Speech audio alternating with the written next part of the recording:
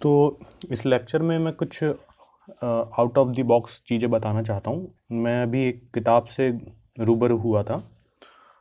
उसका नाम है make it stick the science of successful learning. और ये जो किताब है बहुत सारे रिसर्चरों ने लिखी है और इसमें हमारी मेमोरी के बारे में बहुत कुछ बताया है और साइंस ऑफ रिमेम्बरिंग बताया कि हम कैसे चीज़ें याद करते हैं। तो इसमें जो फंडामेंटल्स इन्होंने बताए हैं वो स्टिक चीज़ से रिलेटेड है। स्टिक में मतलब एस का मतलब होता है स्पेसिंग, टी का मतलब होता है टेस्टिंग, आई का मतलब होता है इंटरलीविंग और सी का मतलब होता है कैटेगराइजिंग। तो मैं जो हिंदी मीडियम वाले हैं उनको भी समझा देता हूँ। स्पेसिंग का मतलब होता है दूर दूर करना, टेस्ट का मतलब तो आप जानते ही है, इंटरलीविंग मतलब अंतराल और मतलब बीच में छोड़ना, और कैटेगराइजिंग का मतलब होता है कैटेगरी में उस चीज़ को लाना। इसको लेकिन हम जो समझने वाले हैं उसको समझेंगे हम इस तरीके से, पहले टेस्टिंग को समझेंगे, फिर स्पेसिंग को समझेंगे, फिर कैटेगराइजिंग को और इंटरलीविंग को। तो जैसे आप जानते ही हैं कि एमपीपीएससी में इतने सारे फैक्ट हैं और इतनी सारी चीज़ें याद करने की, लेकिन हमारी ब्रेन को किस तरीके से हम ऑर्गेनाइज करें और किस तरीके से इन्फॉर्मेशन को लीड करें ताकि हमको चीज़ें याद रहें। तो टेस्टिंग का मतलब ये होता है कि मान के चलिए आपने हिस्ट्री कभी पढ़ा ही नहीं है, आपको हिस्ट्री का एच भी नहीं आता, तो उस टाइम पे आप क्या करिए कि पेपर उठाइए हिस्ट्री का, पेपर देना चालू कर दीजिए। आपको पता है कि आप इस समय इतना फ्रस्ट्रेट हो गए, आपको कुछ समझ नहीं आने वाला होगा क्या हो रहा है, कुछ भी नहीं, लेकिन आप बेधड़क तुक्के लगाते हुए चलिए चलिए। उसके बाद अपनी परफॉर्मेंस चेक करिए और फिर से एक बार फिर देखिए कौन से सही करे कौन से गलत करे, एक बार फिर से पेपर रीड करिए। अब जब नेक्स्ट टाइम आप जब फिर से पढ़ने जाएंगे हिस्ट्री, तो हिस्ट्री जब आप पढ़ेंगे तो आपका पर्सपेक्टिव इस टाइम पे जो इन्फॉर्मेशन गलत हुआ था उसको टारगेट करेगा। तो ब्रेन हमारी वो इन्फॉर्मेशन को ज़्यादा अच्छे से याद रखता है जहाँ पे मिस्टेक हुई थी। इसलिए बार बार रिवीजन करने से अच्छा टेस्ट दीजिए। तो test will lead you further, आगे आपको टेस्ट देने में ज़्यादा फायदा होगा। उसके बाद दूसरी चीज़ है स्पेसिंग। मान के चलिए आपने पढ़ा आज हिस्ट्री, तो अगले ही दिन या फिर एक ही दिन आप 6-7 घंटे हिस्ट्री मत पढ़िए। उससे क्या रहेगा कि कुछ कुछ इन्फॉर्मेशन तो आपके दिमाग में होगी, बाकी आप भूल जाएंगे। तो इसलिए क्या करिए, एक सब्जेक्ट पढ़िए, उसके बीच में दूसरा सब्जेक्ट लाइए।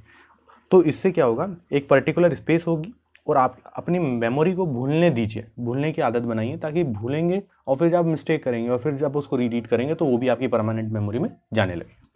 उसके बाद होता है सी, होता है कैटेगराइजिंग।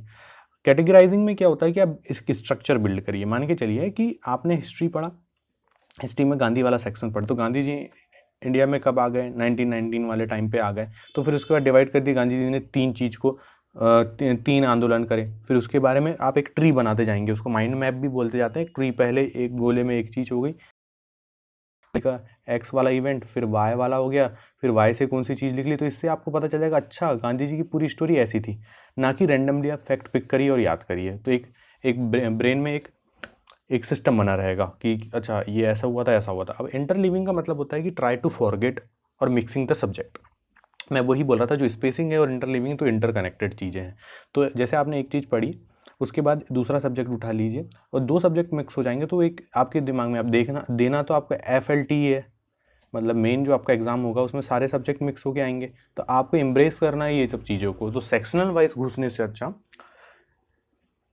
इंटरलीविंग करिए। तो इसके लिए ना एक रेलवे की किताब आती है सामान्य ज्ञान की, वो बनी ही इस तरीके से कि वो इंटरलिविंग कंसेप्ट को बहुत अच्छे से फुलफिल करती है। तो अगर आप लोग कोई इंटरेस्टेड है उस किताब में, उसमें है कोई एक्स्ट्रा नहीं है, जैसे कभी आपके पास समय मिल गया तो हिस्ट्री के बाद अगले ही पेज में ज्योग्राफी आ जाती है, उसमें फैक्ट्स के इंपॉर्टेंट की फैक्ट्स होते हैं। तो जब एक रिवीजन करने के लिए बहुत अच्छी चीज़ हो जाती है। तो आपके जो 4 कंसेप्ट हो जाते हैं, टेस्टिंग, स्पेसिंग, कैटेगराइजिंग और इंटरलिविंग, ये किताब है मेक इट स्टिक से। उसके बाद होता है रिवीजन का कंसेप्ट। एक रिवीजन जो होता है उसका भी एक कंसेप्ट होता है। आपको मैं एक फंडा बताता हूँ कि एक पहले दिन रिवीजन करिए, मतलब जैसे आज मैंने पढ़ा अगले दिन तुरंत उसका रिवाइज होना चाहिए, फिर तीसरे दिन, फिर छठवें दिन और फिर 90 दिन। अब मैं ये बोल इसलिए रहा हूँ क्योंकि जो हमारी मेमोरी है उसका कर्व ये होता है, उसको इबिंगस फॉरगेटिंग कर्व बोलते हैं। इसमें क्या होता है कि जैसे आपने मान लो आज पढ़ा एक सेक्शन, मान लीजिए मुगल डायनेस्टी आपने पढ़े, तो 20 मिनट बाद ही आप 58% आपकी चीज़ पे आ जाओगे। मतलब आप वन थर्ड या फिर आधी इन्फॉर्मेशन आप 20 मिनट में ही भूल जाओगे। 44% में आ जाओगे 1 घंटे में, 9 घंटे में 36, और 31 दिन में 21% बस इन्फॉर्मेशन रहती है। तो सोचिए, इसलिए आपकी इस कर्व को आपको ये बनाना है, इसी लाइन पे बनाना है या फिर इस लेवल पे, क्योंकि थोड़ा बहुत आप भूलोगे ही भूलोगे चाहे कितना कुछ कर लीजिए।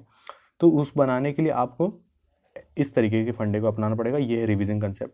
तो ये जितनी भी चीज़ें मैंने आपको बताया हूँ, ये एग्ज़ाम ओरिएंटेड और साइंस ऑफ रिमेंबरिंग के लिए मैंने बताया। मैंने सोचा मैंने पढ़ा हूँ ये किताब तो शायद आपके साथ शेयर करूँ। अगर इनमें से किसी एक को भी फ़ायदा होता है तो it will be great for me. तो ये हो गया अपना साइंस ऑफ रिमेंबरिंग का, कि कैसे चीज़ों को दूर दूर रखना है, टेस्टिंग कितनी इंपॉर्टेंट है, इंटरलीविंग करना है, और हमको कैसे चीज़ों को भूलने देना है, फिर उसका टेस्ट लगाना है। तो इसलिए टेस्ट जितना हो सके लगाओ, और किस तरीके से लगाओ, एफएलटी पे ज़्यादा फोकस करो एज़ कम्पेयर टू सेक्शनल, और 2 सब्जेक्ट के बीच में 3 सब्जेक्ट को घुसाते हुए पढ़ते जाओ, और ये होता है अपना साइंस ऑफ फॉरगेटिंग करो।